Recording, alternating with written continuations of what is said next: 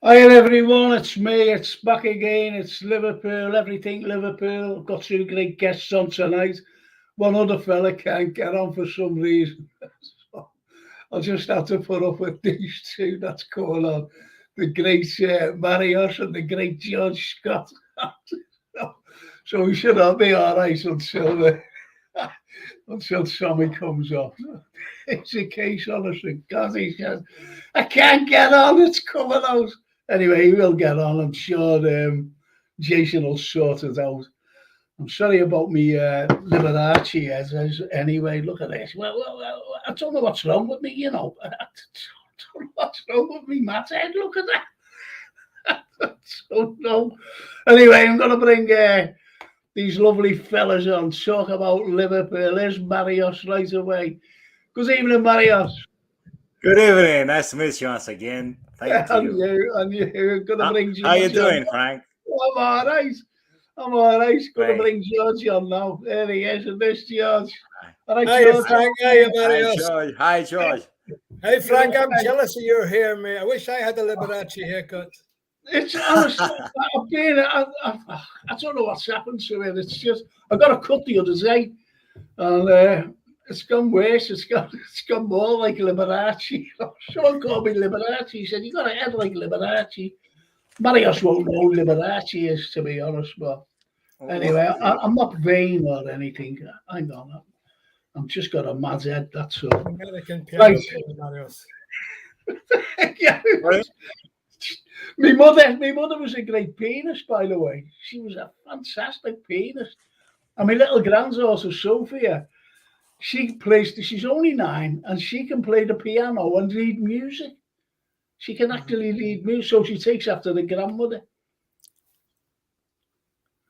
Do you know when you're when you're at school and you have a little, little orchestra, and do you know what I had? Do you know what they give me? A little triangle. It's all that I got.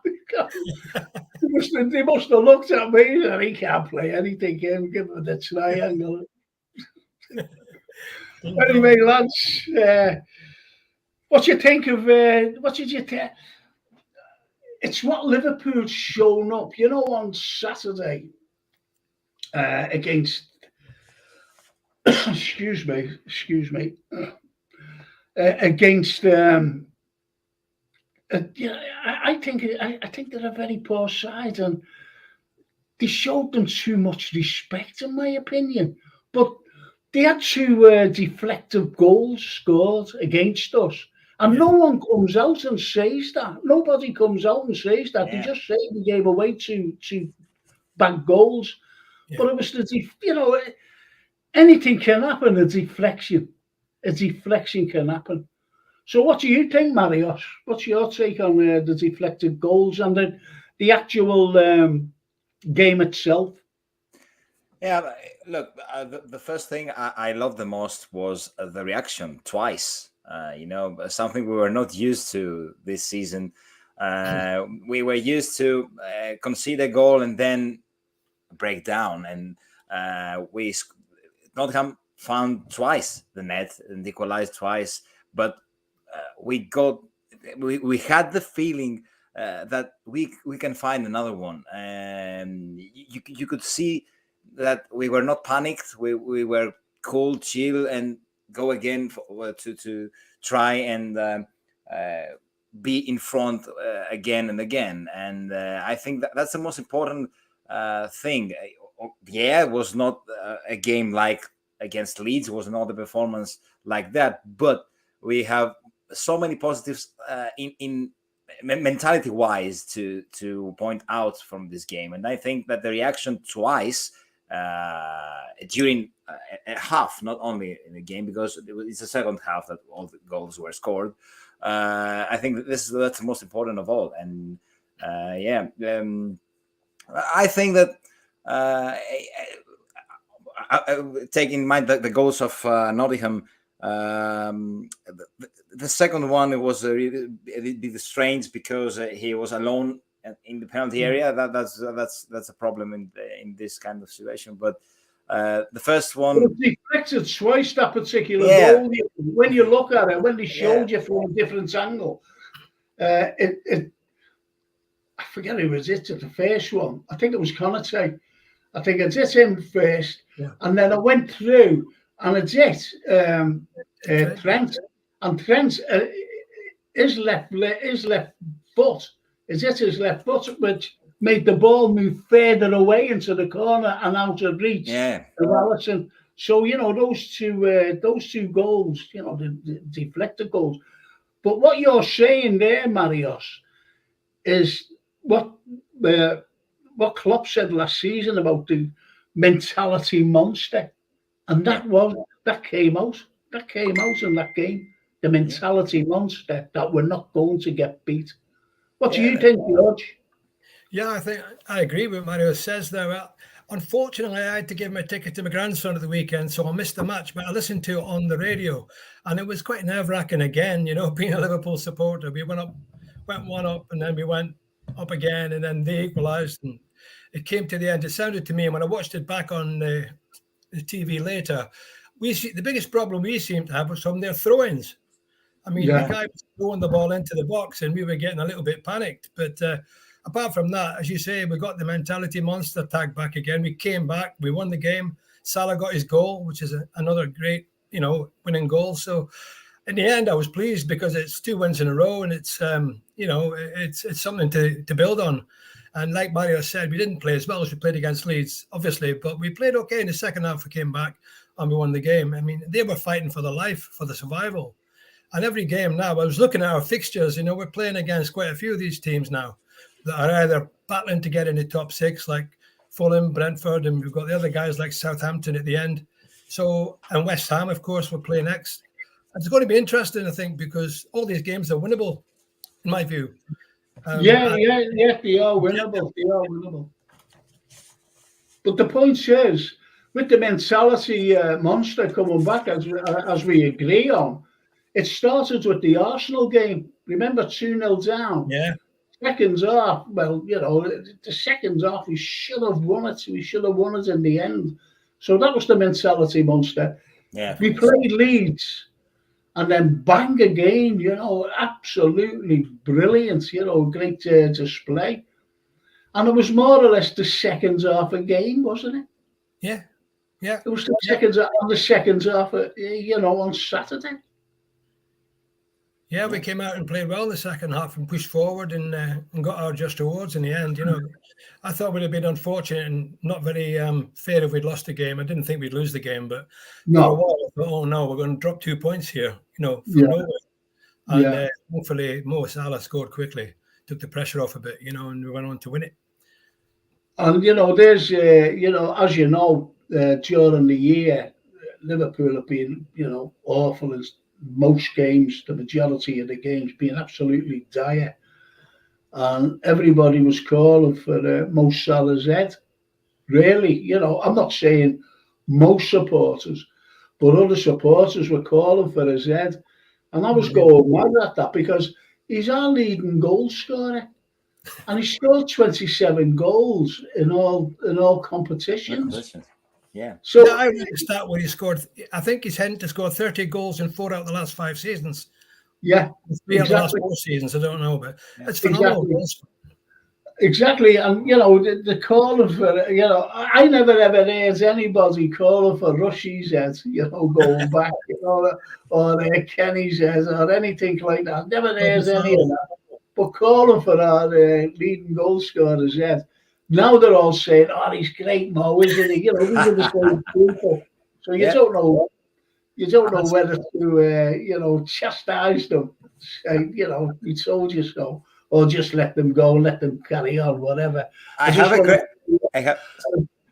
just want to say to the lads, you know, who are tuning in now and saying good evening. Charlie Cairns, evening, Frank, Marios, and George. I know. Charlie. And Stephen Snape. Evening, lads. Yeah. It's great when you get called lads. Let's like the video for the algorithm. Yeah. Did you like it? Yeah. I'm the oldest lad in town. Right, so let's see these. Let's see I'll just go through them because there's a couple of good little comments here. As George says, our vulnerability from long throws was a concern, but we still mustered a comeback. It augurs well going forward, knowing that we can overcome teams, even though we're not at our best. Now, that's Stephen Snape, and he carries on by saying, which is absolutely crucial, getting rid of Mo would be suicidal, which is a cracking comment. I have an interesting stat about Mo for this season. The goal contributions in Europe in general, goal and assist combined. First is Haaland with 54. Second is Mbappe with 43.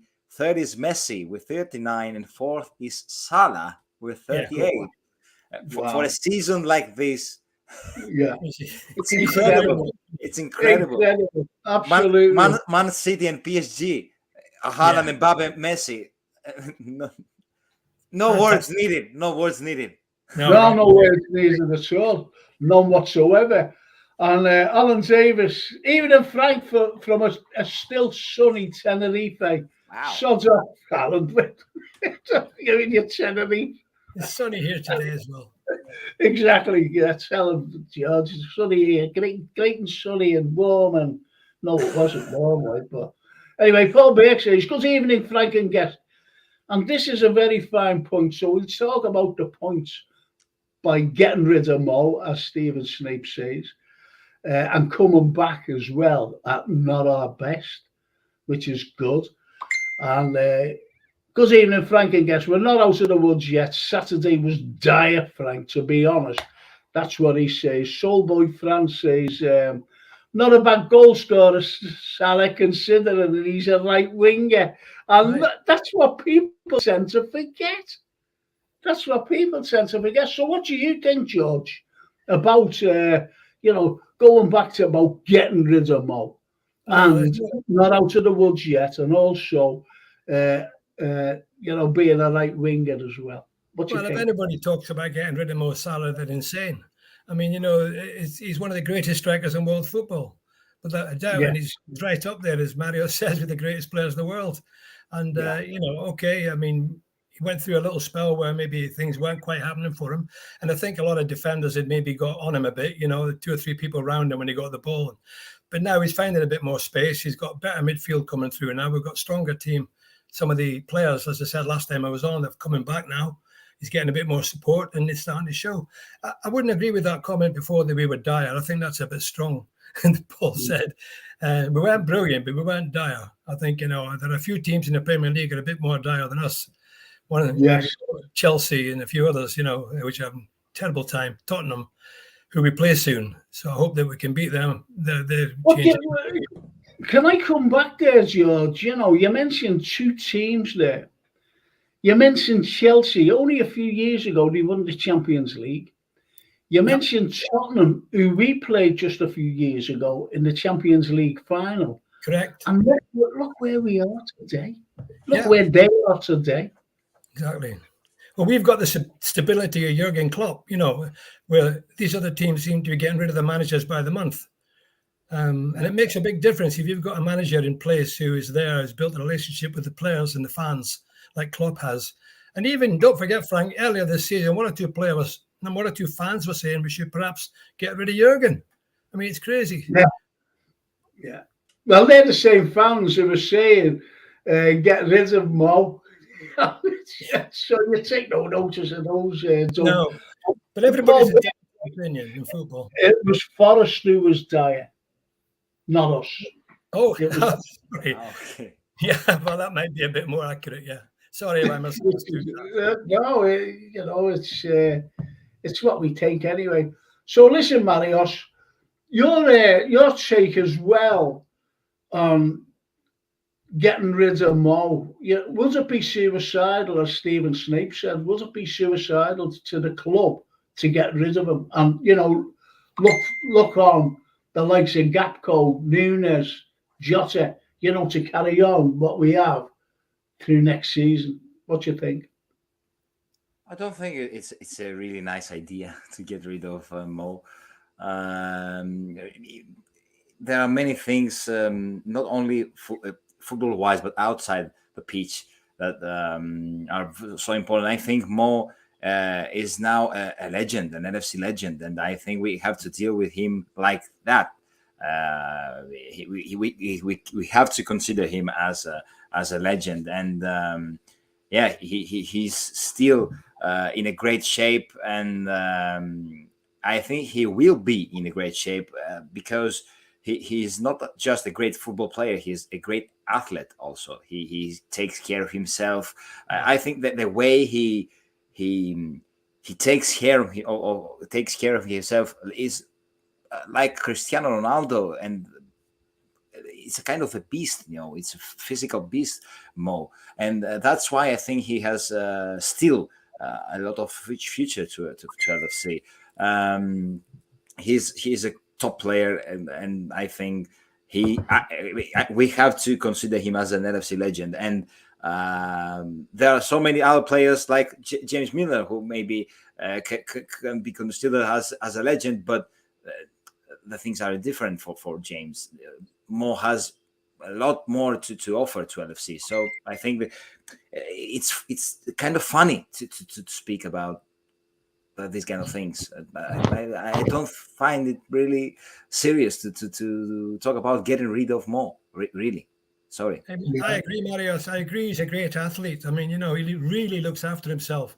He's very hard to push off the ball. He's really tough and strong for somebody that's not that big. And he doesn't score ordinary goals. He scores great goals. Some of the goals he scored in the last year or two, are incredible. Twisting. Well, the goal he scored against Nottingham Forest, the fellow was dragging them and everything.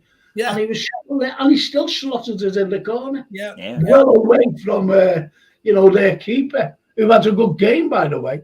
Yeah, and imagine you are a defender and you defend Mo Salah. You are frightened because he is Mo Salah. Even he's in a bad day, he's Mo Salah, and he can make the difference in a second. So well, as Stephen Snape says, if Salah's having an ordinary season, then that's not fed into the minds of the opposition defenders. They are still mindful of him on the pitch. When he gets the ball, at least 2 or 3 defenders wake up. Yeah, I remember when he played Manchester United. I think it was Martinez. He turned him inside out. He was turning one way and the other, and he went in the opposite direction to Salah. Salah was heading for the line. He was heading for our half. Yeah, and the thing is, do you remember when he put him on his backside, didn't he? Yeah. He put him on his backside, which was incredible. Just brilliant. Don't forget that the whole team is in a bad season. You cannot criticize a player so disgracefully and so cynically when the season is like that, when the whole team is like that. It was the same with Darwin. We had so many demands from Darwin at the start of the season when the whole team was not working. So that's right. It's a really, really important point. We have to not to forget that Mo is playing in a mediocre team this season. But he never gets injured, does he, Mo? That's a very fine point, because he doesn't get injured. Yeah, all the players around him seem to get injured. And do you know what worries me? Konate. Because he's had some injury problems. Don't forget, he was out for a long time this season. This season alone. Now he's down for tomorrow. Yeah, he's starting tomorrow. Well, that's good. That's really good. Anyway, if any manager has a motivational and tactical wherewithal to integrate new players into the team, it's Klopp. He started at ground zero in 2015, and look what he's achieved thus far. Just back him, as he says, and absolutely, Pete McDonough, even Frank and all. Thanks, Pete. Hello. I don't know what Luke's doing. He's a blue, but he's a great fella. You know, he's not a bitter fella or anything. And he just likes his football as well. He just likes his football, just people. Well, really nice. we did the Blues a favour in the last 2 games, didn't we? We did the Blues a favour against Forest. Yeah, we did. What we've done the last 2 games. No, you're absolutely right. He did. We did. There's no chance to sell Mo Salah. Klopp never substitutes him, says Soulboy Fran. He has been substituted, hasn't he, once or twice? He has. But, you know, I think what Soulboy's saying that I don't think more or less it's 99.9% he doesn't get subbed, put it that way. The end of the game. That's still. So listen, lads. Okay, so we've got that out the way now. The Forest game, which we came back again. You know, mentality monsters, as Klopp called us last season, and he did show us in the last 3 games. They really showed us in the last 3 games. So now what we've got tomorrow's game, and I'm going to you, George. Tomorrow's game is pivotal for everything, and it's even pivotal. It's even pivotal for West Ham as well. So because they're fighting, aren't they? You know, they're out the relegation zone, and yet they've still got a chance of getting into that Conference League thing. But I don't want the Conference League. So where's my question? Okay, here's my question. Tomorrow's game is a must-win for Liverpool, no matter what how you look at it. Yeah, would you like to be in the Europa League or the Conference League? Because I don't think we're going to get in the top 4. I really don't. So what would you rather be in? No European football. I'm talking for next season, by the way. No European football. Or would you like to see us in the Conference League or the Europa League? George, over to you. Well, I mean, obviously, we'd like to see ourselves in the European Championship, but as you rightly say, Frank, it's unlikely. It's going to need a little bit of a miracle to get in the top 4. But I mean, if you look back on the other one, the Europa League, it's a big competition still. You know, we've had a couple of good results there. One there, I remember when we won it, and was it when the French manager? Julio. Yeah, we won it we won it that year, 4-3, the final. It was brilliant. Yeah. The fans were over there. My son was there. I didn't manage to go there. So, you know, you can have great Europa League. Some people say we don't want to get into Europe if we can't get into the Champions League because maybe have a nice, easier summer. But no, I think if you can get into European football, that's just my opinion. I think nothing better than European night at Anfield. If it's in the Europa League, I mean, when you get through into the latter stages of that competition, it's still wonderful atmosphere at Anfield. So I'm not sure I'd like to be in the conference. It's a little bit, you know, I don't know much about it really. But the Europa League, I think, but the conference.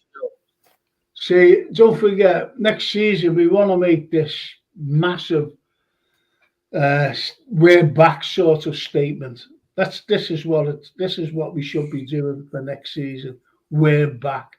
Yeah. And the likes of the Conference League, you know, and the Europa League, the Thursday night football could damage us a little, if you know what I mean. You know, going for their things. It's just one of those things. Champions League, we're used to it. You know, we've won the bloody thing 6 times, if you know what I mean. And this is what it's all about. So anyway, Stephen Snape says, Marios makes a good point regarding Mo to single him out for criticism. Individually is ill-advised, given the team's mediocrity this season. He's right, because we have been mediocre. And, you know, we've shown a little bit of form of late. So this is a good one. It's time for them Yanks to spend their own money. The summer says. So let's go to that, Marios. I think that's a good point by Steve Evans about the owners spending. What's your take this summer? Because it's no use. We're looking at these this is what's frightening me. We're looking at that Yuri Tielemans. We're looking at him, and he's on a free, right? Yeah. We're looking at this kid. I think his name's Scott. I'm not quite so sure. From Bristol City. He's supposed to be this hot potato, this great young kid, hot and coming kid. And you've only got to look at our own kids, the likes of who we brought in from the Championship, young Cavallo, and it looks like he's either going or he's going on loan. And Elliot, now Elliot, you can, I don't know, the jury's still out with young Elliot, to be honest, because we've got to be at a certain level. So if we're looking at the likes of Yuri Tielemans, whatever his name is, and this young kid from Bristol, that's not the right way to go about it. What do you think, Marios? Yep.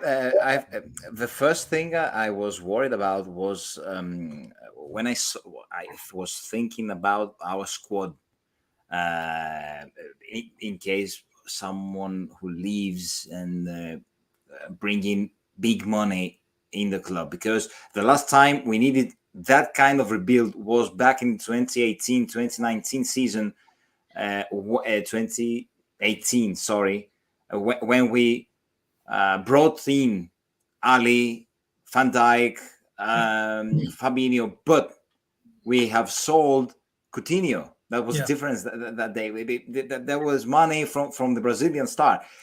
Right now, the case is different because we will not have that kind of amount in our incoming to spend for players. So they have to spend their own money. That's the case here. They have to. And look, okay, yeah, there will be some sufficient money for club to spend, and I can get the fact that we will not go for Jude Bellingham for that reason, to spend the money, to spread the money to many players, but I don't believe that they will not give club some money. It's crazy if they don't. They have to, and they have to go with their own money, because there are not many players in the squad right now to sell. Only Mo can bring money like that, and as we said, you don't get rid of Mo. So they have to. If they will not do it, we have problem. We really have problem. We cannot rebuild the squad as we have to. It's clear we have to spend. It's clear we have to spend. Well, where's your concerns? What areas are your concerns that we have to spend, and we have to spend good money on? So where's your concerns, Marios? Yeah, of course. I think we need at least two players to line up in the midfield, I think. And if you could see in the numbers, they leave three midfielders: Ox, Keita, and Milner. So you have to bring in new, at least two. And I think we still need a centre back with attributes of Konate, because the speed, strength, big pace, power, physicality, all this kind of thing. Because we said in the last podcast that also the new role of Trent works because of how good is Konate. And as you said, Frank, Konate is not consistent in the games because he's injury prone and all these kind of things. So we need another one. I'm sure we need another one like him. So for sure, midfield and defensive area need investments. I have read that we will not go for a right back because they will give an opportunity to Conor Bradley coming from loan. He broke his metatarsals, didn't he? He broke his toe young Bradley. He broke his toe, so he's back home. He's, recovering now. So he won't be playing till the end of the season for Bolton. Yeah. So, get him ready. Why not? Because of as you mentioned, about Trent's new role in midfield. Okay, so yours is midfield and even a centre-back. We definitely need a centre-back.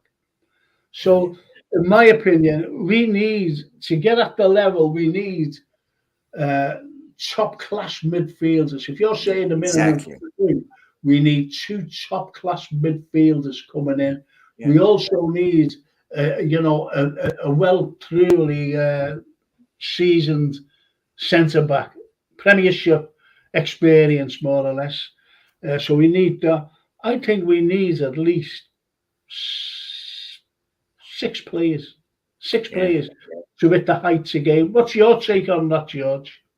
Well, I can't disagree with you. In the midfield, definitely. I mean, we've got Thiago. I mean, Thiago's, to me, is a fantastic player. But that's about it, really. I mean, because I think Fabinho's been up and down. Henderson's probably been up and down during the season. And we do need quality midfield, really 2 good quality midfield players. Trent, I think he did the same he did well on Saturday, I thought, as well. He hit some wonderful passes again on Saturday on the centre forward's head there. I think when we've got the full squad fit and we've got young, I can't pronounce his name, the young lad, Bajcetic, yeah. Bajcetic, yeah. We have a guest on from Seattle. He's a big lad, he's a good friend of mine. And he just calls him Badger. Just calls him Badger. He's a super potential talent. I mean, he's a young lad. He showed when he came in, he rose up to the challenge when he was in the team. Now we get him back fit. We've got Thiago there. Get at least 2 more quality midfield players. One, hard tackling, Jimmy Case type, and one creative, like Thiago. And then let Trent do his roving role. Keep on doing what he's doing at the moment. And then, as you say, maybe another right back. Didn't we get somebody from Aberdeen, some young lad? And Ramsey. Well, he's been injured all season. Ramsey, he's been injured all season. Yeah. And that's the sad thing about it. That's the sad thing, Calvin Ramsey. We can't afford to have injury-prone players. And that's why, as Mario said about young Conor Bradley coming back, and he's a right back, and he's played very well apparently for Bolton. He's been one of the star players. So maybe there's a great chance for one of our local lads to stake his claim. And he's an international player. I think he plays in the lineup of Northern Ireland, I think. Yeah. It was ironic to see Nico Williams score against us at the weekend. He's a talented right back, and we let him go. Could have done with him as a bit of a backup at the moment as well.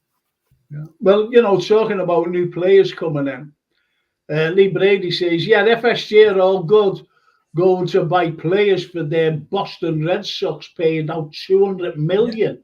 But now it's our turn for them to splash the cash. And this is what got people worried. Our fan base is worried, really, because it's every summer. No matter how you look at it, it's every summer that they're going to buy. People can argue, well, we brought in Nunes, we brought in whatever. So that's fine, to say things like that. But the unfortunate thing is, we haven't got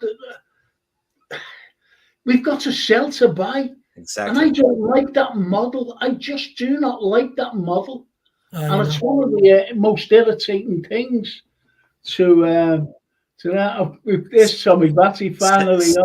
Selling Mane, Minamino, and Neco Williams. That was Nunes. Yeah, exactly. Mane, bang, and people say, he wanted to go. Yeah, okay, I'll take that with a big, heavy pinch of salt, not a little pinch of salt, a big, heavy pinch of salt. Because don't forget, no matter what, no matter what profession you're in, whether, you're in a corner shop, selling groceries or whatever, whether you're a window cleaner, no matter what profession, if you're a business person, you're always going to spin. You spin it. We've all spin it. We all do a little bit of spinning now and again. Yeah. And that's the point. And as Pete McDonough says, for me, silly Evertonian, it's a deep breath and rebuild for you and think about next season. And that's it. I think that's a spot on comment. It's a deep breath and rebuild for you and think about next season and not about this season now. That's what he's more or less saying, is Pete McDonough. Great lad, by the way. He's a good friend as well. And Lee Brady says, and Ramsey has been good in the small amount of games I've seen him play. Seems quite a confident kid, but it's no use. I can be confident on the physio's table, to be honest. Yeah, when you rub that ankle there, might be all right next week or next month or whatever. That's the script for Naby Keita. Imagine Shankly with him. Exactly. He's a malingerer. He's a malingerer, man. That was about Chris Lawler. He never missed a game for 10 years. He's a malingerer. Brilliant. Oh, what a man. Yeah, there's Stephen Sniper, and I want you to talk about this, boys. If Trent's midfield bait is going to be permanent and can I just bring in Tommy Batty there? Look, he's eager to get on. He wants to shout at everyone. There he is. No, he isn't. No, he isn't. And I brought him on, and I can't get him. I can't get him on. Where is he? I can't get him on. He disappeared. Yeah, it keeps disappearing. It is. There he is. That's a full squad. A full squad right there. Got a bad internet anyway. Photographs there. Yeah, he's got a bad internet, like my bad haircut here. He's got a bad internet. But I'd like you to talk about them, this particular thing. If Trent's midfield bait is going to be permanent, then putting legs and energy alongside him is crucial. Baticek. Did you like Baticek? Hey, well done, Frank. Thanks. I think I said it wrong anyway. It's coming back, but it's robust energy that needs integrating into the team. Talk about that. That's a good comment. That. Yeah, of course. That's true. It's a very true comment. Yeah, because it is crucial, because everything can't rely on that young lad. And everything was relying on him. Then all of a sudden he's injured. And I never seen him. I just seen him injured. This is what I mean. But we were all relying on him. And put it this way, if there would have been no injuries this season, we would have never heard of young Batic, would we? Right. No. We would never have heard of him. Exactly. And that's the good policy of our youth system, to be honest. That's the good policy. Well, so these injuries, Frank, these injuries are a killer, aren't they? I mean, you look at Diaz. We haven't seen him back to his best yet. He's still feeling his way in. Before he was injured, he was phenomenal. Yeah. So hopefully he'll get back there again. But you reckon that, like next season, do you think there's a place for him? Now, just imagine. Let's be hypothetical. Okay, I'll try and bring Tommy in again here. He's still there. Let's be hypothetical with this particular question. Okay. We bring in, say, Mason Mount. We bring him in. We bring in that Casido lad. And we bring in McAllister. Let's just say those three, for example. We've been linked with millions more, by the way. We've been linked with millions and more. So, with Baticek. What's happening to Tommy? Yeah. He's kind of suicide. No. He's gone. He's frozen. He's got a bad connection, I think.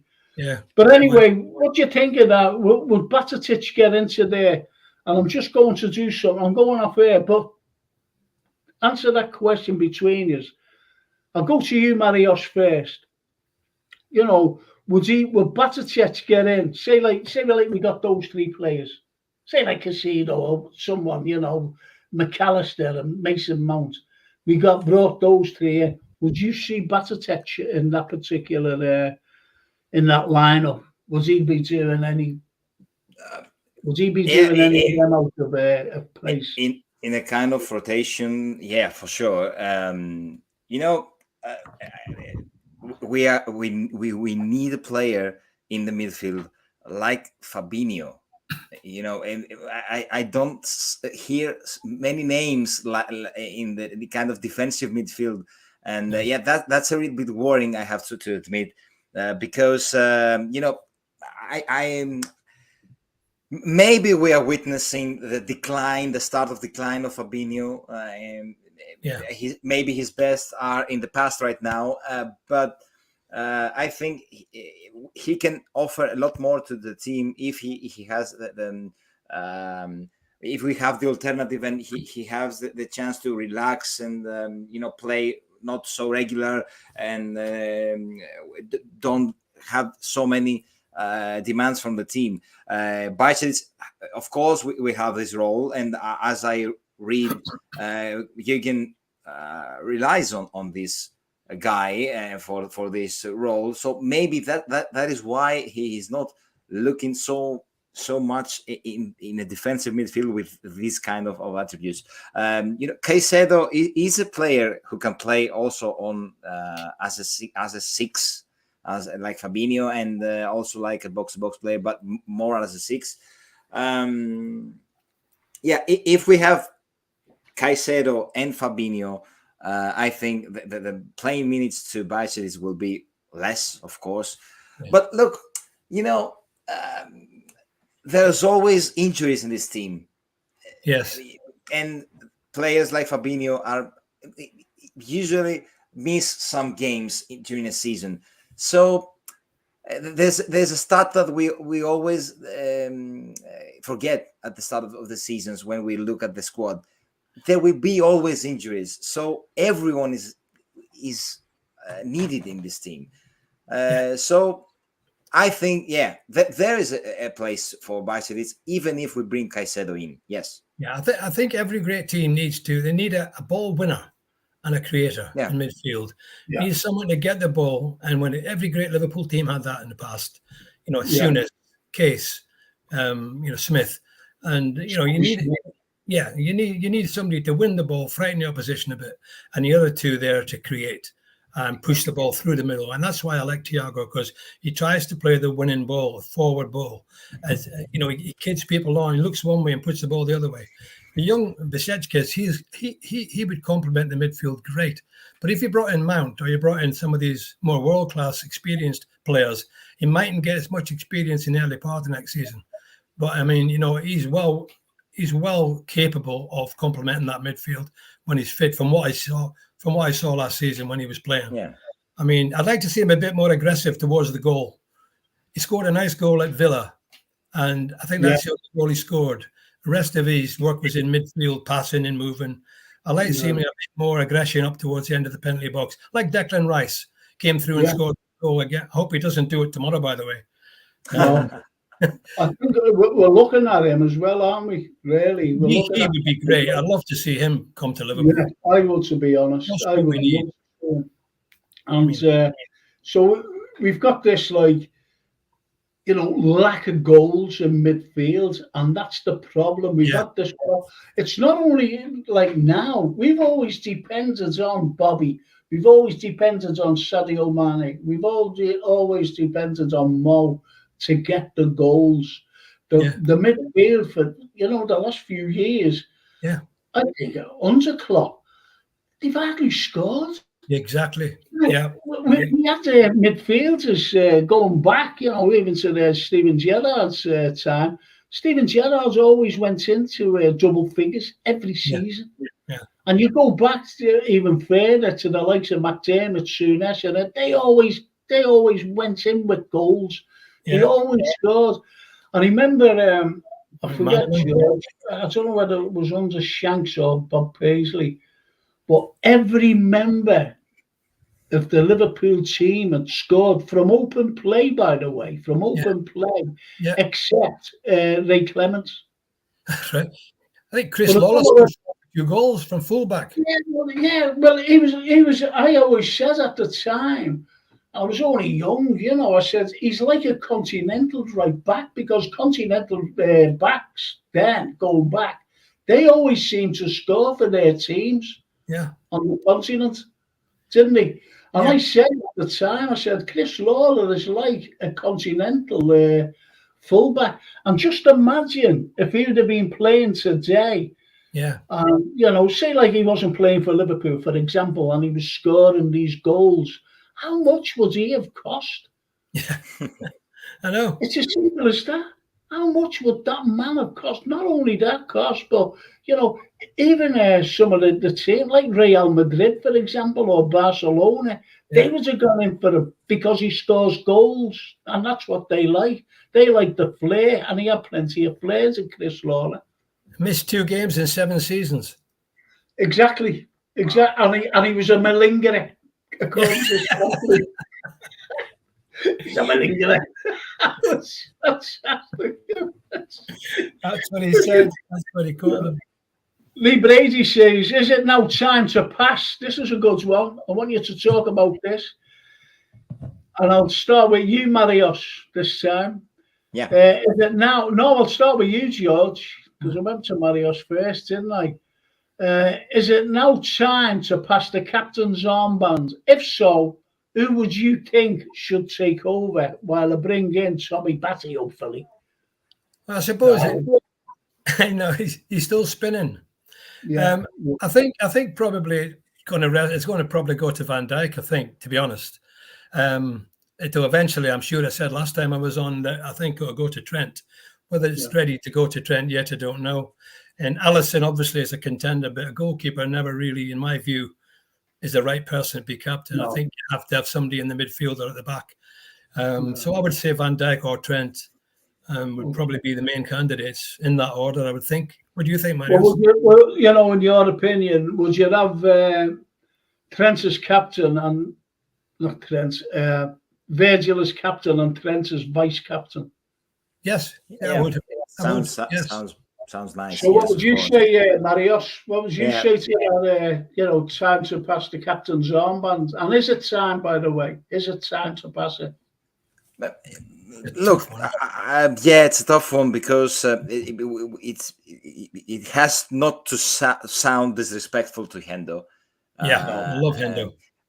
To be honest, I don't believe that Klopp will do something like this. No way, yes, but okay, let's talk about it. But I hope that there will be more games without Hendo in the lineup. I hope it doesn't sound disrespectful also. So maybe, yes, Virgil is the best, like a Colossus in the back and looking down the pitch. And I think he also has the mentality in the dressing room to have this kind of role. He's a kind of leader, and you can see his physicality. You can see Virgil, and you say, "Wow, there's a captain." So I think yes. When Hendo goes off, who does he hand the band to at the moment? Milner always seems to be coming on. But if Milner's not on, I think it's Virgil. I think it's Virgil. No, lately. Yeah, I understand that. That's if Milner's not playing. Milner's not playing. Milner's playing. Yes, that's yes. Yeah, but lately he's been coming on the last 10 minutes or whatever, Milner, and it's been going right over to him, the captain's armband, if Henderson's going off. So this is why I think Lee Brady is it now time the captain's armband, to pass it on. And I think that's a fair question, actually. I really do. I think it's a very fair question. Yeah. I think it's a bit late in the season now. I think these questions are for next season. Oh, really. But I don't think he means now, George. I think he means for next season. Yeah, for next season, yes. Yeah. Yes. I think Virgil. And I also think Virgil, yes. Well, okay, let's see this. We still have the fantastic kids Batatic to come back to. Sorry, I can't spell his name. We can't even pronounce. Never mind spell it. We can't pronounce.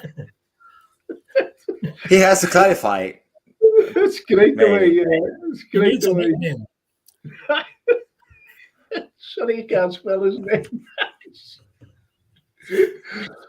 Yeah, Liam Broderick, Moses Casido, Brighton.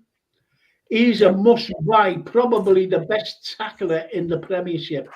Thiago is a luxury player. Enzo is class. He just needs quality around him. A lot of our problems are Klopp's fault for not building from a place of strength. Okay, Marius, take that on.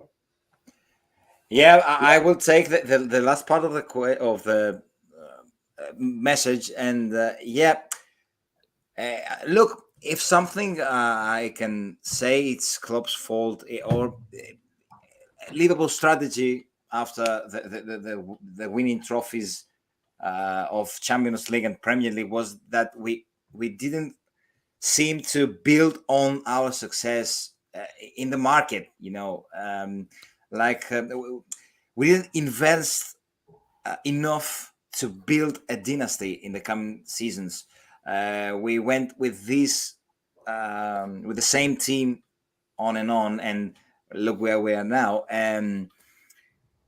But yeah, let's talk about the names. I totally agree with Moises Caicedo. I like him a lot. Yeah, he's a quick, strong, very athletic person.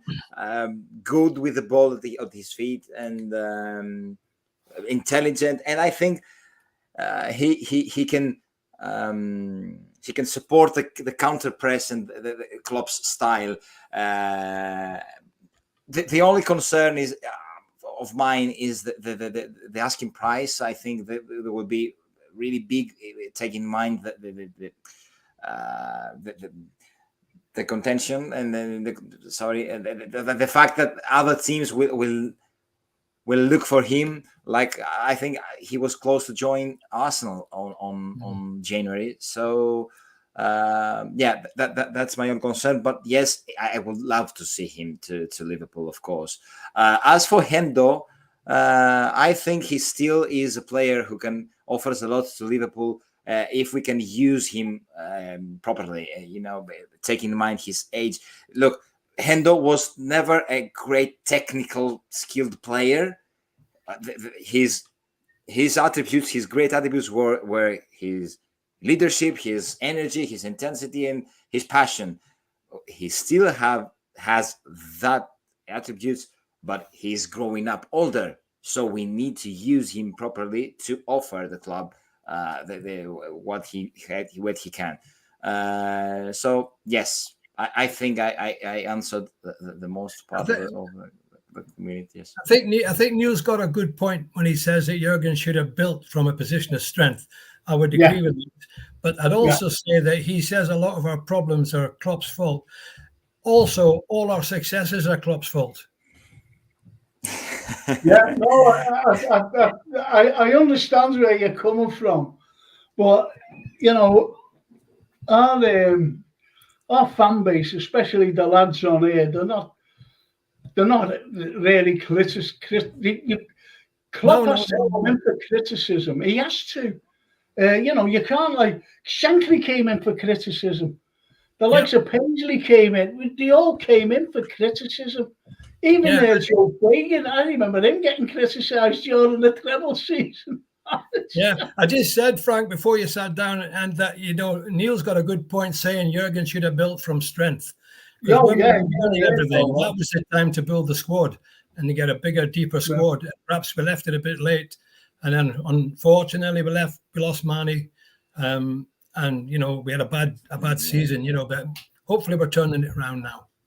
But what you think of is, he says a lot of our problems are Klopp's fault for not building from a place of strength.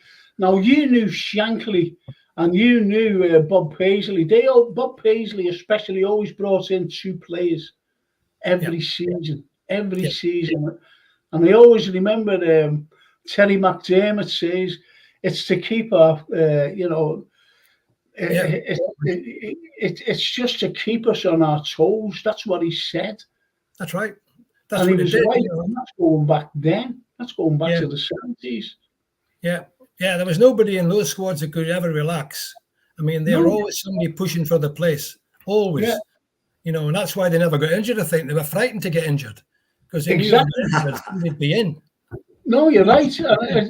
Let's say, for an example, before the injury against Everton, Virgil van Dijk, he was ever present. So he was under pressure. There was no one there to challenge him. There was nobody, because he was the best centre-back in the world. So, but he played brilliantly. There are lads there who play brilliant when there's no competition for their particular places. There's no competition whatsoever. Exactly. I think that's what Neil Broderick is actually trying to say. Yes. Where we had the strength, when we won the Champions League, when we won the Premiership, like midfield was totally neglected. And that's when players want to come. That's when players want to come to the club when they're having that success. You want to be part of it. So we should have went out there and got players in that wanted to be part of that squad. But we didn't, unfortunately. I don't think we did. We left it. And then but why? One of the reasons is because of this. And I'll keep saying it, and I'll always say it. And I'm not afraid to say it. And it's because of the lack of investment. It's as simple. That's all it boils down to. Yeah. Because, Klopp's not going to come out and say to us, I'd love to buy whoever. Because, he knows in his own heart and soul that the money's not there to buy these players. Yeah. And that's the reason why, in my opinion, he never built up. So part of it, I think, you can be critical of Jurgen Klopp.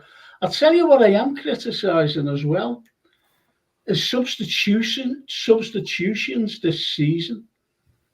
Some of them have been absolutely dreadful and a waste of time. Bringing on players with 90 seconds to go. I think that's been absolutely horrendous and not fair on the players he brought on, to be honest. Yeah, I suppose it's a judgment call he makes, Frank. Hey? I suppose it's a judgment call the manager makes, and he makes his substitutions. He lives or dies by them. If they succeed, he gets praised, and if they don't succeed, he gets knocked. Somebody has to make the decision, I suppose. Yeah, of course, but he's got a backroom staff there. We should be making decisions as well. And they could be saying, to Jurgen, listen, get him off, and put him on. You don't know these things because you do see him talking to his backroom staff. Anyway, Soulboy France says, linked with Thuram, a nice at Nice, not Nice. And him as well. He's a nice Thuram. Thuram at Nice, it was 6 foot, not sure about McAllister at Brighton, too small. Got enough of them already, small players. What do you think of that? What do you think of that, George? It's an unbalanced comment, isn't it, really? But it's good not criticising it. McAllister's just won the World Cup. Yeah. I mean, Messi's only 5'6". Exactly. 5'6". Exactly. You don't have to be 6 feet. It's nice of you. I think Shankly used to always say a good big one will beat a good little one, but not always. Yeah. Billy Bremner and players like that in my day were brilliant players. They weren't big. Michael Owen wasn't very big. Johnny Giles was a great player. He was only small, wasn't he? Yeah. It's all about ability. Great players who were, small. I think modern football is all about ability and pace. If you've got the pace. I think that's the most important thing, what you said there, pace. Yeah. And that's what we need, pace. Exactly. And McAllister's got loads of pace. Nunes has got pace as well. Nunes, yeah, But I'm talking about pressing. I'm talking about for pressing, because if you think about Mane, if you go back last year and the years before, Mane and Salah, they pressed, didn't they? Yeah. They pressed and they were terrified of the pair of them. They didn't know who to go to. And that's why Jota, when he first came, scored lots of goals. Yeah. He left him alone. And they were always marking Salah and Mane. Albeit Salah and Mane. Bobby Firmino behind them. Yeah, exactly. Bobby was pressing like crazy, yes. And, when the decline of Bobby started when he couldn't press that way enough. So, in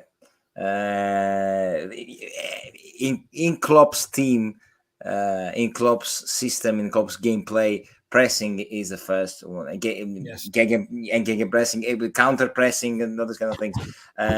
You can lose the ball, but you have to take it back quickly and stop the opponent from going in front quickly. Yes, and I think I like a lot. Alexis, how his name, McAllister. He has a lot of stamina, a lot of running all the time, and he's a great with the ball. Also, he can drop back, take the ball.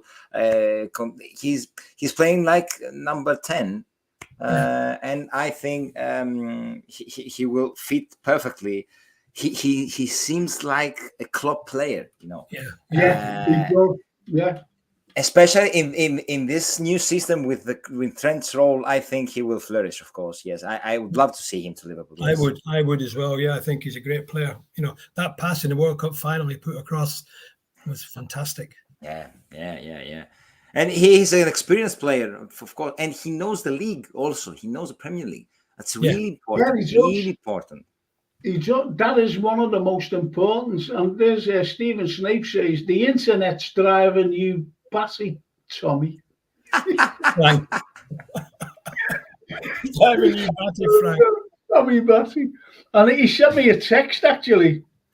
What he can't get on for. There he is. There, I'll get them on because. Anyway, he sent a text and he said, "Give the armband to Trent or Virgil. Frank, I'm fuming. It works every week. That's his thing, Yeah. And I can't say what he repeats 2 words after that. I can't repeat. We all get banned. There'll be no more shows. It's crazy, isn't he? Yeah, look, he come on there, look, and he be strangled again. Yeah. That's the sad thing about it. What a shame. There were some late news about an interest for Calvin Phillips. I don't know if they're true. Calvin Phillips. I don't know. I don't know if you have heard something. No. See, as someone said, I forget who it was, Casino, Neil Broderick. I like him myself. But I think he's going to either Chelsea. No, not Chelsea. Arsenal. He was supposed to join Arsenal on January. Yes. Yeah, he'll go to one of them, and that's the sad thing. I think we should have gone after him last season, but I keep saying this: why we never got any midfielders is because there was no money for us. Yeah. Looks like definitely it. No. That's why that Tchouameni, he went over to Real Madrid and he wanted to come to Liverpool. That's why Jude Bellingham wants to come to Liverpool, because there's a lot of spin on that as well. Now he's going to wait another year. We've been waiting. That'll be 2.5 years. You just think about it. Just if people, just thought about. If people just thought about one thing, and that's why we never brought in a midfielder last summer. Yeah. Tchouameni wanted to come to Liverpool. Yeah, he was allowed to go to Real Madrid. I don't think there was any money. I really don't, because They looked at the likes of selling Taki and Mane. Origi went on a free, but that was to buy what they were desperate to buy, another forwards because of Mane, to bring in Nunes. So there was no money at all for a midfielder. And that's the way I look at it. And I was really surprised why we didn't sell players like Keita and Ox to bring some money in. I was really surprised. I don't think why, really. Well, that's why I think that's why the soul.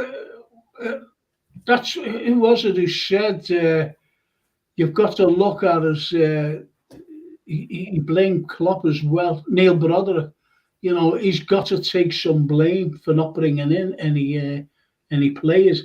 Don't forget, we were still screaming out for a midfielder in January.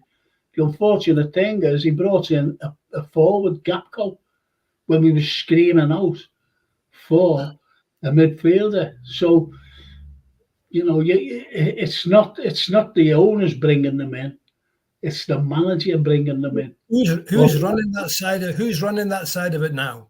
Who's running the side of getting the players? Have we got somebody in place that's out there scouting? And I don't know. They've all gone, haven't they? Or they're all going. Look. If you're in a job and it's not going right, and there's other companies or firms or anything that are looking for you, they want to second you, and the actual firm that they're not doing it properly what you'd like, you go, and I think that's why these lads are going. They're leaving. We haven't even got a doctor yet. Yeah, think about that. Well, we certainly need a doctor. The number of injuries we've had this season. Well, there you go, and so there's different things at the club. There really are, different things going on. Anyway, Niall Garrity, all the way from Ireland. Good evening, Frank and lads. Wow, nice to get called lads, isn't it? Nice photo, yes. Yeah. Oh, yeah. Absolutely. Oh, yeah. The tunnel. Yeah. I'm jealous. We definitely get Casido, because I'm certain Fabinho will leave in the summer, says Neil Broderick. You'd be right. But the money, it's the money. We could buy anybody, and they will come here. I know that they come here. I know they would on the club. And don't forget, we've got great stars in our team now. Yeah. And, if I was a player and I'm looking at the way Liverpool have gone, deteriorated this season, and you'd have your mindset saying they're going to make a massive comeback next season. Absolutely, Frank. Yeah, spot on. And that's the point. And, so if you're a player that likes a Casido, he'd say, yeah, I'm going to go to Liverpool because I've got something to prove there. Not only that, they've got something to prove as well. Klopp has got something to prove, but it's the money side of it. That's all I go on. It's a lot of quality and potential in this squad. There is. Oh, absolutely. A lot. I think we are in the same position like the 2018. We were good, we had quality, we had potential, but we needed investments. But then there was the money from Coutinho. Yeah. Now they have to bring them from their own money. Yeah. Please help the team. Please help Klopp. You need big signings to push the club forward. It's always happened in the past. Going back even to my day, I said it last time, you brought in Ron Yates, Ian St. John, turned the whole thing round. You brought in Virgil and Alisson, turned the whole thing round. So again, we're in that situation, I think, where we need another injection of a couple of world-class quality players, and FSG need to spend the money because the club is unbelievable. I mean, I think that's a great shout, that, George, because, and especially the quality of the likes of Alisson, the likes of Virgil van Dijk need to come in, the quality in midfield. And that would not only boost the midfield and boost the fans. It'll boost the team. Yeah. To see the fresh blood on the side, fresh blood that can press, fresh blood that can take the ball away, fresh blood that can actually direct the ball forward instead of backwards and sideways and backwards. So that's what we really need, and the money has to be there. It has to be. I can understand why the money is not there if it's not, because the FSG 300 million for the club, and it's now worth about 4+ billion. So they're sitting on a huge profit on the club. So that money should go to buy players. But the hedge funders. Exactly. Somebody said earlier, Boston Red Sox are spending a fortune over there.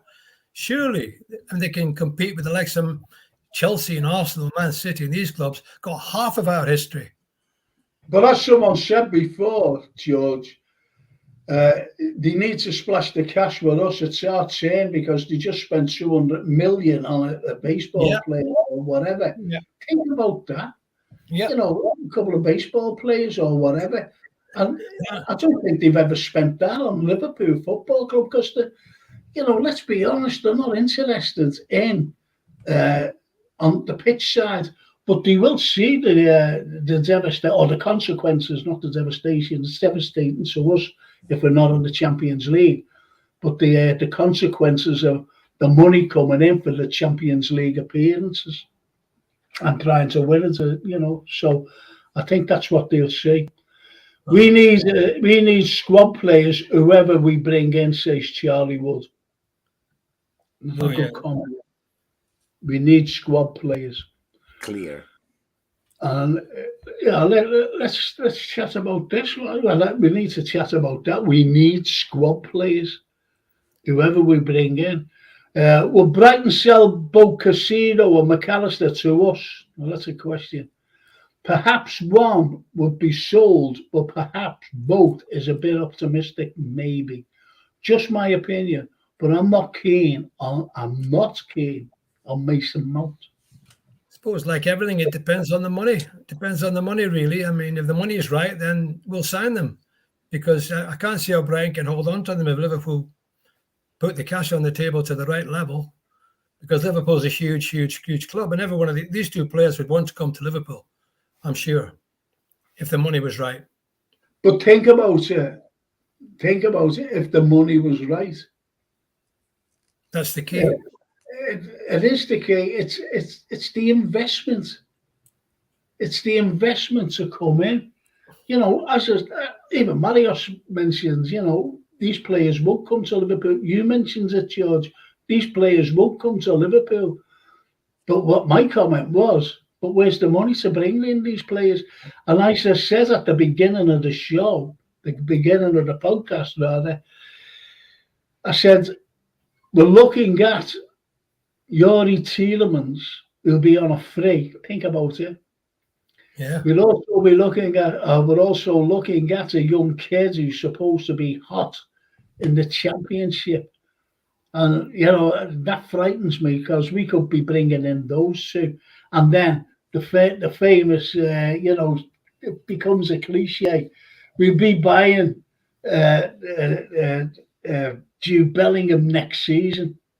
That's what it'll be. And everybody will be, oh, yeah, well, at least, we're getting Jude next season. Oh. And that's the way it is. So, that's a good point by Stephen Snape. I don't think they'd sell the two of them. And do we really need the two? Steve McMahon weighed in with his share of goals as well. He did. We left him out, didn't we? Steve, he was brilliant, Stevie McMahon. Absolutely brilliant. Let's see what Neil says again. I think the fact Klopp plays three up front and fullbacks playing so wide, more or less likely to have midfielders scoring goals in high numbers. You're more or less likely to have midfielders scoring in high numbers. I don't know about that. What do you think about that, boys? Three up front and fullbacks playing so wide. you're less likely to have midfielders scoring goals in high numbers. I suppose it depends who the midfielders are, really. I mean, Yeah, absolutely. Henderson, I think you can count on like that many, goals in 10 years or 11 years since he's been with us. Yeah. You don't hear of many goals, do you, every season? You don't hear them. I don't think he's ever reached double figures in a season. Well, he's right in a way with Trent and and Robbo playing on the wings. The two of them together have got more assists than any other player in the Premier League. Absolutely. I mean, they must have got 120 assists each or something, so we're not losing out in that sense with the assists to the forwards. But yeah, we've got a lack of goals coming from the midfield players, really. You're right, Frank. Yeah, well, the fourth best player in the world for assists is Mo Salah, believe it or not. Yeah. I think Mbappe is top and Messi's there along with Messi and someone else and Mo Salah's right there. And that's assists. Never mind goals, just assists. The statistics came out today. We hesitate to shot outside the box. That's the problem. There are possibilities to score an unpredictable goal outside the box, and we hesitate to shot. Yeah. So maybe players like Mason Mount could solve that. We need goals from nowhere. He was the last player to score. I'm not saying to score from out the box, but he could guarantee you that he'd ever go from outside the box and did score most of the time. Who was it?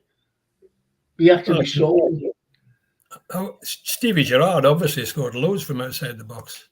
Well, we actually sold this fella, and you mentioned him before, George. You were talking about bringing in quality players. You've got me, Frank. I know you're going to kick yourself, George. Go on. And I think if Shankly was there, when you're walking away, you throw the ball at the back of your head. Well, I'll tell you who it is. It's Coutinho. Oh, Coutinho, yeah, that's right. Yeah, he's got some great goals. You're right. Yeah. He had loads of goals. Did you feel the ball on the back of your head there, George? Yeah, I forgot about Coutinho. He did. He scored loads, some beautiful goals. 25 yards, right in the corner. Yeah. And you've got to have a go, don't you? You've got to have a go. A lot of them hesitate, don't they, and pass it on. And sometimes you just get that 25 yards out. It's worth keep the ball down, get your instep over the ball and hit it controlled. A lot of them, they hit it harder and it goes flying over the bar because the ball's so light these days. Well, I was at the Man City game at Anfield, and it was a lovely day as well.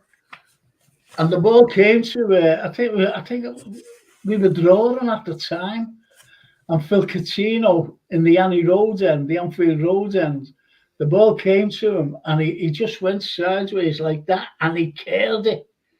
He curled it around company, and I forgot who else on the and I went right. Brilliant goal, right in the court, right on the deck as well, right on the floor it was, and he curled it around right in the corner. What a goal! The winning goal as well. That was Phil Coutinho against Man City. Yeah, little Garcia scored a few from outside the box as well. Yeah, he did. He scored a few. Yeah, I remember seeing him score one against Man United, Old Trafford. Another one at Anfield from a high looping shot over the keeper. The year we won the cup. Do you ever remember the Luis Garcia? The Juve? Yes, of course. The volley. Yeah. What a goal! Yeah, that's right.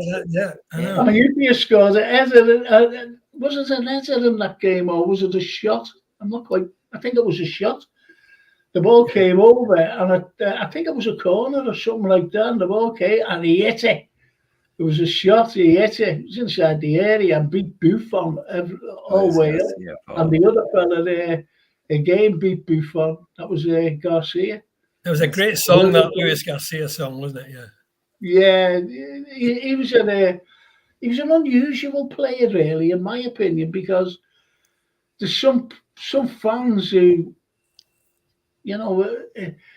they were always like that with him. You know, Louis Garcia. He scored the goal that never was in the semi-final. Remember, in That was Marino. over the line. That was over the line. I don't care what It anyone would have says. been a penalty anyway. It would have been. Exactly. There was a gone down. There was a gone down to 10 men, Yeah. and Anyway. you know, and we were just slotted the penalty, so there would have been 1-0 down with 10 men down. Shankly would have said it's in the history book, son. Yeah, that's yeah. Yeah. Oh, brilliant. Luis Garcia also played for Panathinaikos later. Oh, yeah, did he? Yeah. Wow. 2010, 2011. Wow. Yeah. Everyone's going off. Oh, With- there we are, back again. With There's Gibril Cisse. all day long, says Neil Broderick. What did you say? I'm sorry. So with Mario. Gibril Cisse in the team that season, yeah. Panathinaikos, yeah. Panathinaikos. Great club. See, someone mentioned before, I forget who it was, and it was good because he said people tend to forget that Mo isn't a striker, he's a winger. Yeah, that's right. Yeah, he's right. He's a winger. Yeah. And the We goals, scored a lot of his goals going through the middle. yeah. I think, you know, it was strange what, was it Allison or, I don't know whether it was Allison, only today I read this, or Virgil said, Mo, yeah, it was Virgil, and he said, Mo will become a legend, I'm sure of that. Yeah, Yeah. but The comments, hang on a minute, he's already a legend, and he has been since he's been here.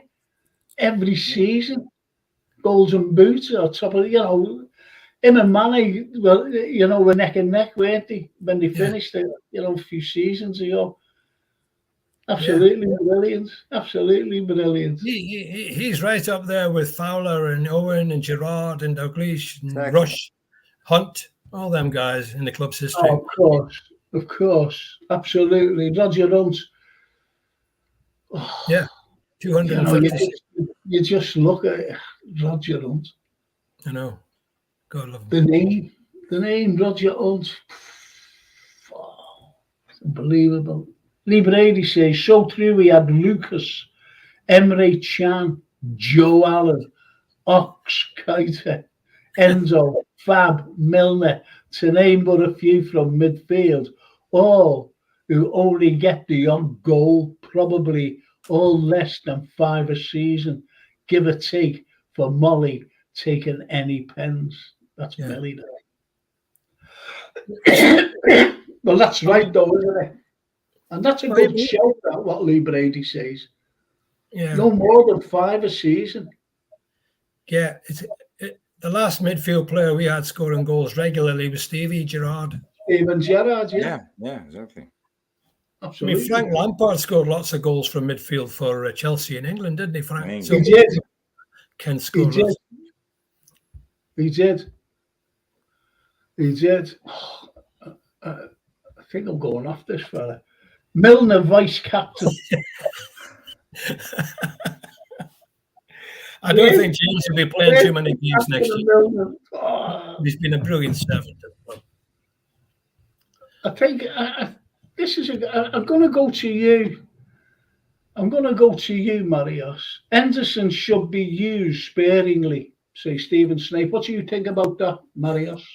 Yeah, I said before that Hendo still has things that will help the team if we use him properly.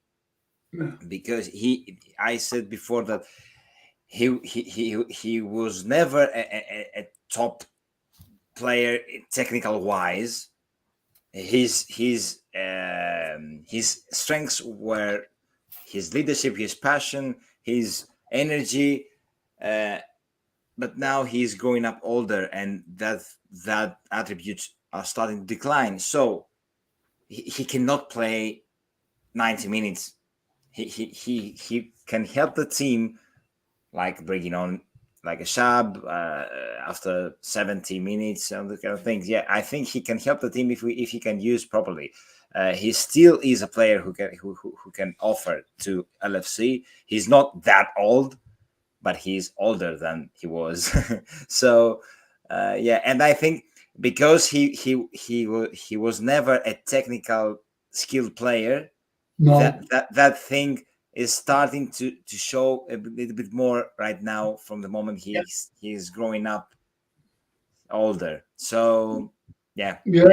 Would you agree with what just Marius has just said there, George? About being used sparingly. Yeah, I think so. Yeah, I think again it comes back to the situation when players go to the peak of their career and then they maybe get to a stage where they plateau a little bit, and he's still got a lot to give. But I'm not so sure Hendo will be playing for 90 minutes most games next season.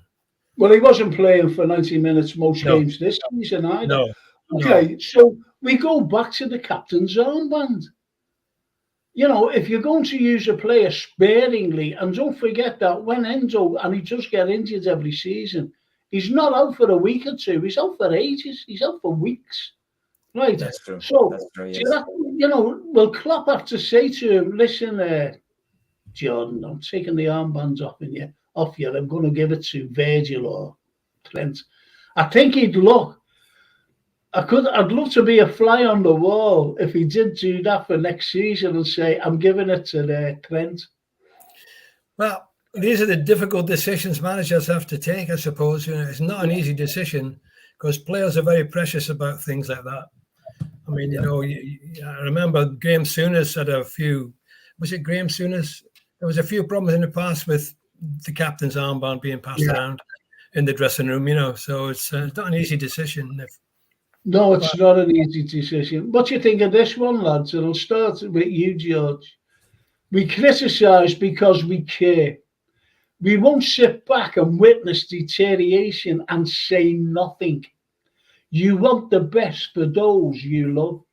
What do you think, I think that's a cracking comment. It's a really good comment. Yeah. I think it's important that the fans are allowed to criticise, and everybody's got an opinion. And the bottom line is they care about the club, these fans. I mean, everybody that writes in here or speaks here love the club and care for the club, and that's why they get involved. You know, I mean, it's an amazing club, an amazing family of supporters. I mean, you know, in my day, it was mainly confined to Liverpool, to Merseyside. Yeah. But today, it's all over the world. You can be sat in a bamboo hut somewhere in Nigeria and watching Liverpool playing, you know. But they are. Yeah. Do you know what I got the biggest surprise of my life? You know when we won the Champions League, and you see the you know when we won it actually, you know, Madrid, and it shows you. I think it was on. I forget what it was. I think it was on Google, and it shows you in Iran, 4 places. Yeah. And the whole stuff. You've got these things on their heads, you know what they wear. You've got the shirts. You think about that. It's just nuts, you know, what this team, you know, how they've evolved the world. And the way the world is now today, I think they should just let our club, you know, the fans say, listen there, let there be peace throughout the world. And there's the big Peace Cup, and that's our Liverpool football team. I think that's what they should be doing. I think that's a great comment. Go on. One of the most emotional things I saw was in Australia, in the Melbourne cricket ground. You never walk alone? Yeah, singing You Never Walk Alone in the Ridge. I mean, in Australia. I thought Australia only did cricket. Incredible. Do you know what? I tell you, it's strangely enough, before we go on to this, I was watching a film, and right at the very end of the film, it was You Never Walk Alone, and it was the Cops' version of You Never Walk Alone. They just taken it. And the film was called Cell, with John Cusack and Samuel L. Jackson. Now, Samuel L. Jackson is a big Liverpool fan. Yeah, I don't know whether you're aware of that. And he still walks around LA with a Liverpool top on, you know, a jersey. He just does it, you know. And, you know, he stars in the film, And he said, yeah, have that. Get this version on. You'll never walk alone. Absolutely. Think about that. Just think about that. And all that. The great Bob Paisley never rested on success. He wouldn't even hand medals out till the beginning of the following season. Flipping things round, we gave Klopp the credit of a god for what he's done. But on the same token, you can criticise. Yeah, And that's what we're talking about. he's absolutely right. He's spot on there. Absolutely right. You know, The more you love, the more you criticize. Yes, that's of course. Yeah. in life in general. Yes. Yeah, exactly. Frank, I Frank, I still see you in the back cave. Only got to have me Batman thing on, haven't I? That's all. Hello, Darren. Yes. Yeah, it's good, this, isn't it? I just want to show this, lads, and it's at Scarf and Badge. You know, they're a lovely bunch of lads. Know them. You know, they sell all the gear. I've got one on now. Look, you know, Allez, allez, allez. I love this. I love this. Allez, allez, allez. I think that's our best song, to be honest. You know, it's just, we're never going to stop, and that's what it should be. We're never going to stop, and we won't stop. And that's the beauty of this fantastic club of ours. And even Carragher's bought some. They've all bought them, look. And they do buy them, they don't get them for nothing. See, there's a fella at the back, and he's got a big liver birds on, right? That's Simon Rimmer. He's a chef. And you know what? This is through this. I was on LFC TV with him and Jimmy Case, and you know, we talking football and whatever. And he said to me, "Do you know what, Frank?" I said, "What?" He said, "My mum loves you." I said, "Does she? How old is she?" So he said, "No," he said, "because, you know, with all the history that you do, she loves you." Anyway, I said, "Thanks a lot." And he brought in, you know, for the cast, whatever it was, you know, the people in the studio, he brought in this cake he made. And no, they're all on diets. And I said, "Can I bring that home?" He said, yeah. And it was lovely. I forget what it was like, but it was a lovely cake. And he actually made it. And it's the first time I've ever had anything that a proper chef has made. You know what I mean? Yeah. Unless you call our Mars, you know, our mother's proper chefs. But anyway, that's that Scarf and Badge. You know, if you're ever up at Liverpool, and just, they've got a website as well. It's everything. They're a lovely, lovely couple, Michelle and Michael Dean. And who's that? I don't know who he is, you know, but anyway, but it's. I've read it now. It's brilliant. Someone said to me today, "If you got on tonight," I said, I've got the Shankly boy himself, George Scott, and I've got Marios on." And he said, "Who's Marios who?" And I went, "Well, you know, Marios, like the better chitch thing."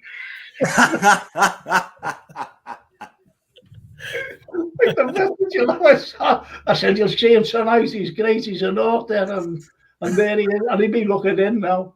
They never comment, these people. They never comment, unfortunately. And it's just, I look at that one. Wow. I'll tell you, Jeff, this week he got 5 books in the top 30 on Amazon Liverpool FC books. Yeah. And that's amazing. He's supposed to come on tonight, as you know, but unfortunately, he couldn't make it because he was in Nottingham, and he said, I'll come on for the last like 20 minutes or whatever, but I'll be knackered, and it's unfair. So he's coming on Thursday. Oh, great. And he's coming on with someone else as well. I forget the lads. Kenny Jones, I think. Someone like that. Anyway, he's coming on with him. Listen, lads, you'll come on every Tuesday, won't you? Yeah. You're not working. Is that all right with you? And It's fine by me, Frank. Tommy Batty went, but it's working. Like, that was his Wi-Fi. I don't know. He said his particular thing that he's got has gone down. You know, whatever Shame. broadband he uses, it's gone down. That's Jason's because he looks through everything. So there's you in it, the lost boy. Shankly boy. Yeah, Jeff and I wrote that in 6 months. We only met 3 times during the time he wrote it. I'd actually written it, but Jeff was, I said before, I think he actually put it into the format that it appeared in print. He had the contact with the publisher, and he had the skill and ability to put it into the way it was. And it's been a fantastic experience for me and a good legacy. And it's been a great thing for me in the last few years, because I've had a couple of illnesses. I've had a heart bypass. I've had double pneumonia. I've had skin cancer operation. So all these things were going on while this book was published, and it's had a great reaction. So I owe a lot to Jeff. He's a wonderful, wonderful writer and a great Liverpool fan. Do you know what? You should be in Hollywood, you know, because that was one of the best speeches, you know, to sell your book. I've been through this and I've been through that. You know, I'm only joking, don't you? You know, I'm only joking. Absolutely brilliant, that though. No, it's been good. And I think it's brought back a lot of memories, Frank, for a lot of people from that area, because sadly, there's not many people that played there at the time I played that are now around to be able to articulate what it was like then. And I think that's been one of the reasons the book's held on quite well, you know. And I'm just happy I was able to do it. You know, I think Marius will probably agree that when you first see your book in print, Jeff said this to me. He said, the greatest moment is when you get the first copy from the publisher and you open it and you put that book there forever. Do you agree, Marius? The smell of the new book, the new printed book, it's great. Yes, of course. Yeah. And I would like to take the chance and say thank you to Jeff also, because when I contacted Pitch Publishing to express my idea, and I said there's a Greek book called The Social One, and blah blah blah. If you're interested, yes. They contacted Jeff to give them his opinion about the book, and he told them that it sounds interesting and he would like to read it. So I think he helped a lot, and of course in the acknowledgement page of the book his name is on it. So I would like to thank you. I thanked him personally. Yes. I have never heard his voice in person. It was a chance today, but he's not here. I think that we can find the I'm sure we'll meet up. I'm sure we'll meet up. Of course. But he helped me also. Yes. Yeah, he's such a wonderful fella, this chap. And there's the voice of Anfield. He's a lovely fella. George. What a lovely fella. So that's it, boys. You know, how about that? Can I show you the book, by the way? Yeah, go on. Oh, yeah. Liverpool. An historical perspective. That's brilliant. Wow. That's the book of an educated man. Yeah. That's me, yeah. So we can all have them, can't we? Yeah. We can all have them. So what do you think, boys? Come on, I'm just going to go through these wonderful comments, and then we'll have a prediction and the team who you'd like to see tomorrow. Right, and Darren O'Connor says, "Hiya, Frank, George, and Marios." That's a lovely one, that. Yeah. I know that. David Steve says, Mascherano was 5'6". Not finishing in the top 4 will also affect who we buy and don't buy, says Neil Broderick, which is, absolutely. Soulboy France said, just check McAllister. He's 5'9". He looks smaller on the telly. Well, there you go. And that's so my friend. Lee Brady says, Mount could be a good player here under Klopp. Look at Salah. It didn't work out for him at Chelsea either, and he became one of our best players here as we get behind players. De Bruyne is City's best player, also didn't work for him at Chelsea. And that's a very, very good point. Very actually. good point. Yes, yes. That's absolutely brilliant. And Neil Broderick says, I think we need Xavi Alonso. Yeah, absolutely. Oh, yeah. Let's see. The system Klopp uses has proven Wijnaldum scored a few from midfield, so it can be done. Yeah, and he did. Yeah. He did, Ginny Wijnaldum. He certainly did. Some crackers. I've scored a 30-yarder in the 93rd minute at Old Trafford in the European Cup final. Sadly, I woke up, but what a wet dream that was. Behave yourself, Snapey, last week.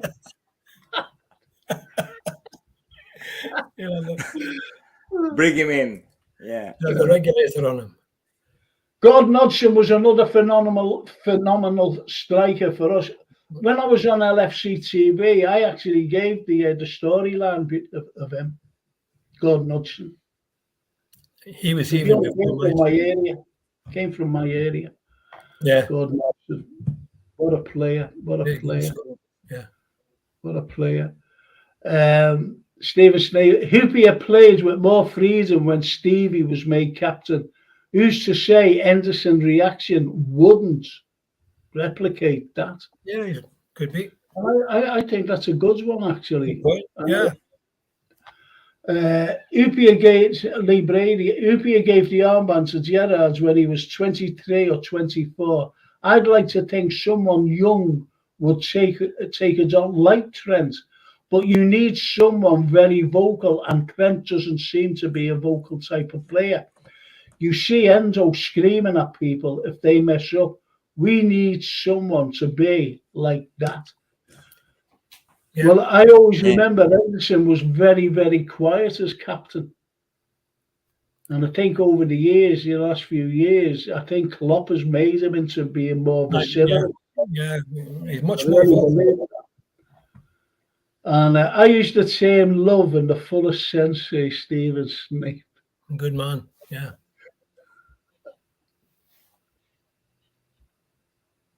And Lee Brady, didn't Shankly live on a road near the old Everton training ground? Says, yeah, he did. Yeah. His bedroom looked onto Belfield. That's right. That's right. And 3 words sums up loyalty, fanaticism, commitment. Yeah. And that's Liverpool fans. So listen, lads.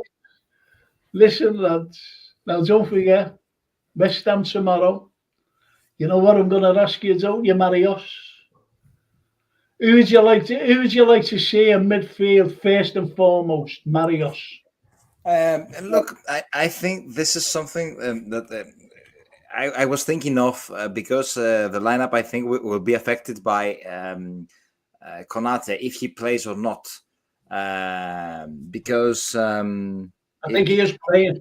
He is playing. He's playing. Okay. Yeah. But I respect a lot the fact that Curtis took some chances, but I think that maybe we need some more creativity from that point, that spot. Sorry. So maybe Thiago is time to be in the starting lineup instead of Jones. As for the forwards, I think you cannot put out Jota. He's in form.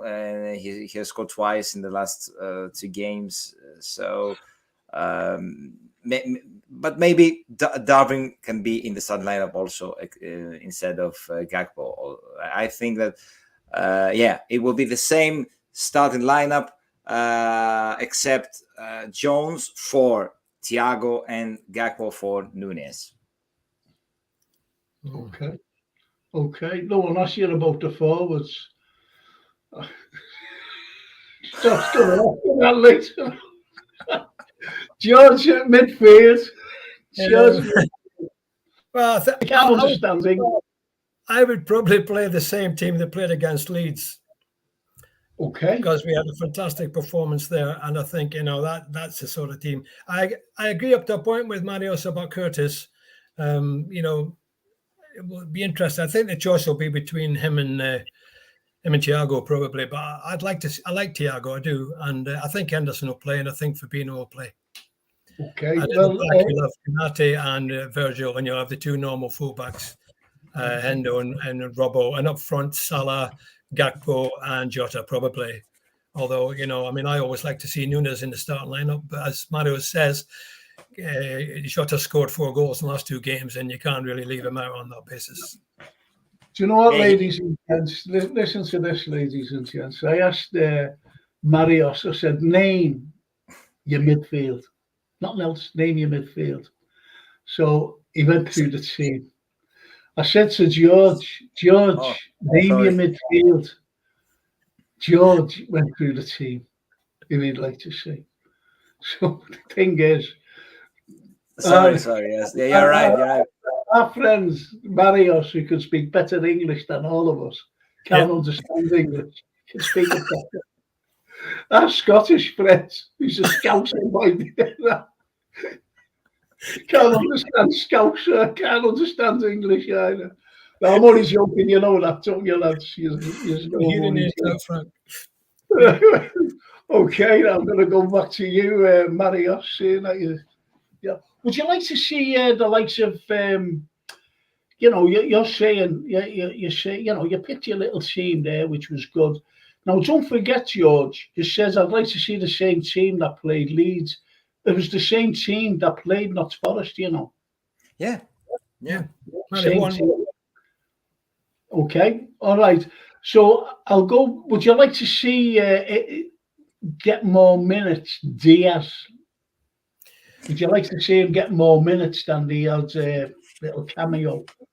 Well, I would, because I thought he was absolutely phenomenal when he was playing before. He was really on fire. Yeah. And you don't expect him to come back into the team and straight away like that immediately, but he'll need more minutes to get back to that level. So, I would like to see him have more minutes, and see what he can do, see how his pace has been affected, if it's been affected, and give him a run out. Yeah. I think the answer to that from me would be yes.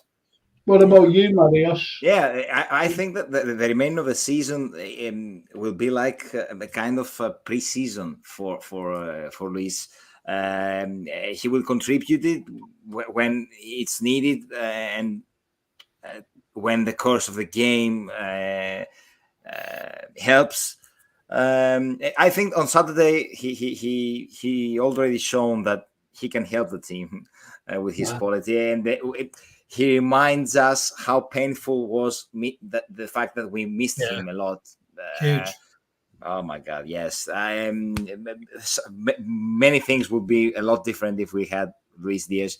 Of course, I think, but he will take more and more minutes game by game. I think Klopp will deal with him like it's a preseason. He cannot be. It's really strange because he's a player that needs time to get the eye and all these kind of things, and at the same time, the club, the team needs to win every game. It's a must. Every game is a must win. So the demands are high and really high, and the intensity is really high. So bringing a player who came back from the injury to put in a game, in games like that, is really tricky. So yes, I would like to see more minutes from him. I think that if we win by 2 goals for the last 20 minutes, it would be more helpful for him to be in the squad. But I think it's a process, a long process. But I would like to see more of him. Well, that's good, because, and even Nunes coming on, because no matter the Captain Chaos, he could cause damage, as you know. Yeah. So, all right. So let's just go through these. if Marios is on Facebook, kindly ask him to send me a friend request. Not because I'd like him, I just want a free Greek holiday. We'll win 2-0 tomorrow. I think he wants to buy your book, you see, to be honest. That's why they asked rather subtly, it's okay if FSG don't want to buy a midfielder. We have Jay Spear and back to brilliant. Brian Edley, sorry I missed you, lads. We miss you too. Yeah, Brian. I think I know what we need to do for next year. Sack Carlyle, sack Mantos, sack Scott, and sack Batty. I think we will get changed over tomorrow night, lads. Still very clumsy at the back. West Ham are on the just the way the season has been. That's well. Thanks for the big negative thing. We're going to get beaten second early. Go back to bed now. Even Tommy Batty, and he wasn't even on. He tried to get on. I'm still waiting on both your books, lads. Both ordered. So he's ordered. Thank you from the bottom of my heart. Yeah. Thank you so much. That's great. Thank you very much. That's great. Yeah. Really, it's great. Yes. Well, I was saying, I don't know who was saying it to, and I said I'm going to get the Lost Shankly boy, and a certain person said, "Don't want to get you it, don't," So I said, "Okay, then," because the same person got me that. They said, "For all authors." For all artists. I think Diaz's minutes will depend on the scoreline. I think if we are winning, he will get more minutes down. If we are losing or drawing, yeah, that's right. Yeah, says Lee Brady. That's a good point. That's really a good point. Klopp said there will be changes, but Diaz and Nunes to come on when West Ham are tired. Says Soulboy Fred. That's a very good point, because they've been playing in the Europa League and everything, haven't they? So conference. You just never know. So prediction time, and we're going to go to you, George. Well, prediction time. I mean, I look at it this way: we're a better team than West Ham. We've got we had good results there in the past, from my memory. Recently, we've won. I remember you had a good win with the orange shirts on a few years ago, and Mane scored a breakaway goal. We won 3-0, I think. Yeah, I think we'll win at least 2-0. 2-0. That will be my prediction also. Yes, 2-0, I think. Your prediction, and you know what? I'm going along with you, because I was thinking of a 2-0 win. I think we've got to keep it tight at the back and watch breakaways, because we'll probably be a higher level of possession than them. And we're going to make possession count. And we're going to make sure when we get our chances, we take them. Oh, Lee Brady comes in and says 3-1 Liverpool, Jota, Gakpo, and Trent. Oh, well, there you go. Yeah. That's a fine thing. Yeah, who's your fancy to score? What about the likes of Jota carrying on as goal scoring form?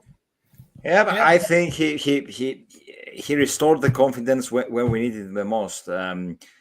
Look, I think he's a completely different player after the half an hour against Leeds. Then on, he presses more, he runs more, he's more confident, And I think, of course, I had no doubt about Diogo, because even when he didn't score, he was working really hard. He was contributing in the game, and he created goals. But yeah. If you are a striker and you need to score, so from the moment he started scoring again, you see that he has restored a lot of confidence. So I think there's a lot of possibility to score again. Yes, I think it's the time we needed him the most, and here he is. Yeah, I agree. Well, that's it. That's a good one. If we are interested in Rice, says Lee Brady, he might be wanting to put on a show, so we should be watching his movement a bit more than usual. Yeah, and I think he's talking about the fans as well, to see, will he suit us? I like Declan Rice, I'm being honest. I like him. Me too. I think he's a very, very good player, and he would suit us because he runs. Yeah, I think so. He'd compliment He us. runs and runs and runs. So, we've got a great opportunity to do well in the transfer market come summer. But it just depends on the owners, and it depends if Jürgen has to sell one of our star players. And that's the awful scenario that we could face. That's the awful scenario that we could face. Yeah. Lads, it's been a great pleasure. And I'm looking forward to next Tuesday. You will come back next Tuesday, won't you? Yeah, you will. Love to. Frank, I was going to tell you a story about, you said you never walk alone. Do you remember talking about the strength of you never walk alone earlier on? When I was at Anfield, I was in digs with Peter Thompson for a couple of years. We were great mates, and we went everywhere together. And I remember we went to Jimmy Tarbuck's house, 1963, up at Childwall, near Childwall Valley Road lived. And we went to this party. It's a Saturday night party, me and Peter. And Jerry Marsden was there. Jerry was there, in his party. And we were sat in a chair there, Peter and I, and a girlfriend's. Well, she's my wife now, but she was my girlfriend then. And we were sat there and listened to the music. And Jerry came over and he said, I want you to listen to this, Peter. See what you think. Tell me what you think. And it was an album. It was a yellow album. And the last track on the album was You Never Walk Alone. And he took the needle on the disc and he put it onto You Never Walk Alone. And he played it right through and we sat listening to it. And when he took a needle, he said, what do you think, Pete? And Peter said, I don't think it's going to be it. It's too slow. Peter it's not as good as how do you, what was it? Not as good as Ferry Cross the Mersey. And yet Soho was one of our great wingers. Him and Callie on both wings. And Jerry said it would be big, mark my words, but little did he know how big it was going to be. That was before it became the anthem. And there you go. Wow. Thanks for the chat, lads. All the best. Thank you. Thank you once again, Frank. Yeah, thanks. I was just to Nick. It sounds negative, lads. Sorry, but just the way our season has been. But we're on the move. Yep. We're on the move. Brian, we're on the up. We're on the up. If you would have listened to us before, you would have been saying we would be winning 3 or 4-0. We was to give you the confidence with what we were saying before, but you were late, and you shouldn't be late for the podcast. So there you go. Wow, that's what a story, George, and the company says, Brian Edley. So he finishes off on a positive, and it's just for me to say, I'll see you two next week, and hopefully Tommy Batty as well. Is that okay? Yeah. 3 points tomorrow. 3 points tomorrow. 3 points. Let's go. 3 points, hey, lads. 3 points. Yes. Thank you, George. Nice to see you once again. See you next week. Yeah. See you, Frank. Thanks a lot again for it. See you, boys. See you with the armo. Ciao. Ciao, Bella.